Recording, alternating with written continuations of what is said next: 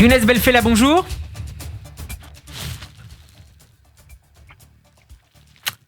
Younes Belfella, est-ce que vous m'entendez ? Oui, je vous entends très bien. Bonjour à vous et merci d'avoir accepté notre invitation cet après-midi. Bonjour, dans le Grand Journal. Vous êtes économiste et consultant en relations internationales spécialisé sur le monde arabe. Les autorités israéliennes, marocaines et américaines ont célébré hier le premier anniversaire de la signature de l'accord de normalisation des relations entre l'État hébreu et le royaume chérifien. Younes Belfella, quel bilan tirez-vous de cette première année de réchauffement diplomatique ?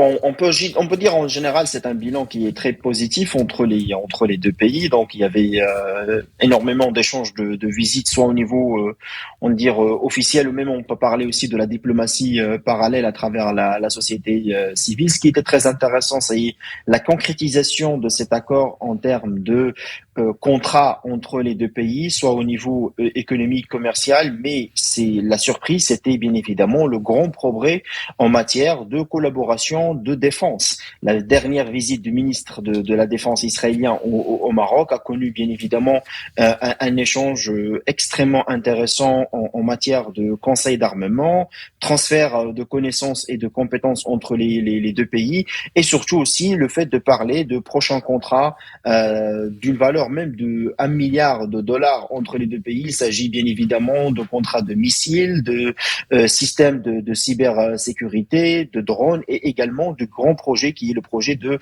le Dôme de Fer, qui est un projet très intéressant pour le Maroc. Le Maroc profite bien évidemment de cette relation pour faire face à des menaces qui viennent de l'Algérie et du front de Polisario. On va y revenir dans quelques instants. Juste un mot sur le Dôme de Fer, peut-être. Ce Dôme de Fer pourrait être déployé où ça, dans le Sahara occidental, par exemple ? Tout à fait, exactement. Là-dessus, il y a pas seulement parce qu'il y a le Polisario ou l'Algérie, mais bien évidemment, il y a plein de rapports qui parlent d'une forte présence iranienne dans cette région. C'est-à-dire, il y a une collaboration entre le Front Polisario et des membres de Hezbollah, qui est le proxy, on va dire, de l'Iran dans cette région. Et bien évidemment, il y a un échange d'informations entre les deux services de renseignement marocains et israéliens, mais aussi, il y a aussi la collaboration en matière de défense pour faire face à des menaces qui viennent de cette région. Bien évidemment, les deux pays savent parfaitement que l'Iran a une stratégie d'expansion en Afrique, d'où même le soutien marocain à Israël pour devenir membre observateur de l'Union africaine. Et donc là, on peut parler d'une vision commune, stratégique entre les deux pays pour faire face à des menaces qui sont extrêmement importantes et dangereuses dans cette région. L'accord signé en décembre 2020 mettait un terme après de 2 décennies d'éloignement suite à la rupture des relations diplomatiques officielles décidées par le Maroc à la suite de la seconde intifada. Qu'est-ce qui a conduit le roi Mohamed VI à changer de braquet ? Est-ce que c'est l'effet seulement de la signature des accords d'Abraham qui a permis, on le sait, à plusieurs États du Golfe signataires d'obtenir certains gages en échange de la part de l'administration américaine ? Non, pas seulement. Moi, je trouve qu'aussi la conjoncture politique a poussé vers ces éléments-là, parce que il faut prendre que là, on est face quand même, le monde est en train de changer. Le repli américain du Moyen-Orient est un élément qui est très important.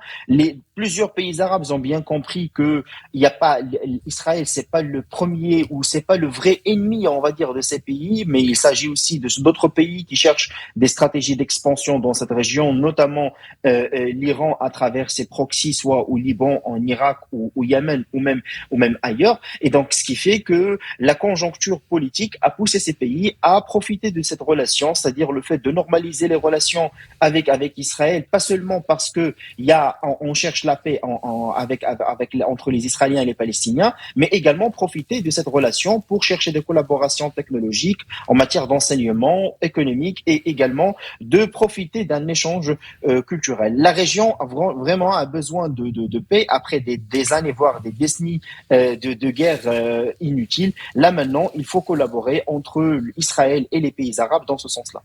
Vous parliez tout à l'heure, Younes Belfella, de cet accord cadre annoncé par les ministres israéliens et marocains de la Défense il y a quelques semaines. On a également appris que le Maroc avait fait l'acquisition de drones israéliens de type Arop pour $22 millions, des drones dits kamikazes, car ils peuvent être équipés de 20 kilos d'explosifs. Dans quelle situation le Maroc pourrait avoir besoin de ce type d'armement ?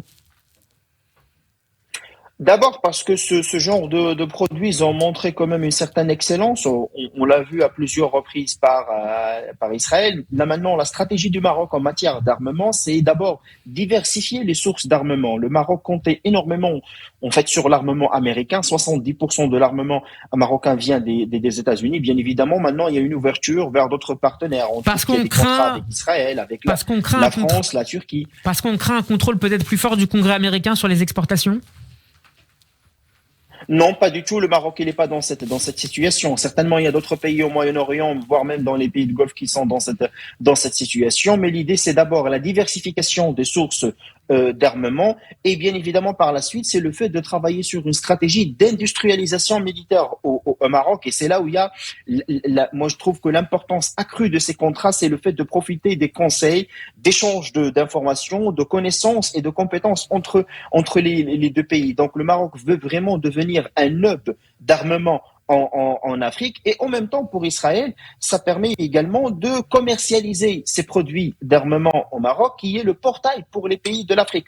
Tout le monde sait que le Maroc il a une forte présence en Afrique à travers des relations économiques très très fortes avec plusieurs pays africains. Et donc là, bien évidemment, ce genre de contrat permet d'avoir des relais, un appui sur le continent africain qui représente également une des stratégies de la diplomatie israélienne. Dans le même temps, les relations entre le Maroc et son voisin algérien se sont considérablement dégradées ces derniers mois. La tension est si vive que certains experts s'inquiètent même de la perspective d'une guerre ouverte entre les deux capitales. Dans quelle mesure, Younes Belfella, cette rivalité a été exacerbée par la signature de cet accord de défense entre Jérusalem et Rabat ? Non, ça, il faut bien comprendre pour analyser en fin de compte la situation en interne en Algérie, pour bien comprendre ce qui se passe. Parce que la stratégie du régime militaire algérien, c'est le fait d'exporter les crises. Donc là, peut-être on va accuser une fois le Maroc, d'autres fois Israël, aussi la France. Il était même accusé. Il y avait une rupture diplomatique entre l'Algérie et la France. Ça fait quelques mois. Donc, ce qui fait que le régime algérien qui n'arrive pas à trouver des solutions politique et économique à des problématiques, on va dire, quotidiennes pour le peuple algérien. Et il trouve, en fin de compte, dans cette question complotiste de menaces qui viennent peut-être du Maroc ou bien d'Israël. Parfois, il devient le porte-parole de la clause palestinienne. Donc, ce qui fait que l'effet, on va dire, de cet élément de la diplomatie algérienne, c'est plutôt pour communiquer en interne, mais pas pour faire, on va dire, la guerre. Maintenant, on peut parler bien évidemment de la rivalité régionale dans cette région, mais on trouve que dans les dernières années, le Maroc, quand même, il a enregistré une forte présence, soit au niveau du monde arabe avec des alliances des pays du Golfe, ou même aussi avec la forte présence en Afrique, ce qui devient bien évidemment un élément perturbateur pour l'Algérie. Une dernière question, Younes Belfella, quelles sont les options qui s'offrent à l'Algérie ? Est-ce que la formation d'un axe, on en a un petit peu parlé tout à l'heure ensemble, d'un axe Alger-Téhéran est envisageable, alors qu'on a évoqué ces dernières semaines la formation d'une commission politique algéro-iranienne ? Tout à fait. Il y a plusieurs rapports qui parlent de ça. Moi, je vous invite bien évidemment à lire certains rapports des think tanks américains comme le Washington Institute ou même la Foundation for Defense of Democracy qui ont parlé clairement d'une relation stratégique entre l'Algérie et l'Iran. Pire que ça, c'est que l'Algérie contribue à donner parfois des passeports à des éléments terroristes du mouvement du Hezbollah. Et aussi, il faut aussi remarquer la présence des mercenaires russes de Wagner en Algérie. Dans le dernier rapport de Wagner parle d'une présence de 1000 mercenaires russes en Algérie, comme une dizaine de pays africains. Donc, ce qui fait que c'est pas seulement une menace pour le Maroc, mais c'est une menace géopolitique pour toute l'Afrique du Nord, voire même pour l'Europe. On sait parfaitement, on est dans une région poudrière, il y a le terrorisme au Sahel, il y a les flux de l'immigration clandestine, et ce sont autant de menaces qui concernent pas seulement cette région, mais également les Européens. Merci beaucoup Younes Belfella pour ce décryptage très clair de ce réchauffement des relations entre Israël et le Maroc, avec ces perspectives régionales que vous nous avez très brillamment exposées cet après-midi. Je rappelle que vous êtes économiste et consultant en relations internationales. On peut réécouter cette interview en podcast sur radioj.fr et en vidéo sur la page YouTube de Radio J. Merci à vous et à très bientôt à ce micro. Merci. Bon après-midi.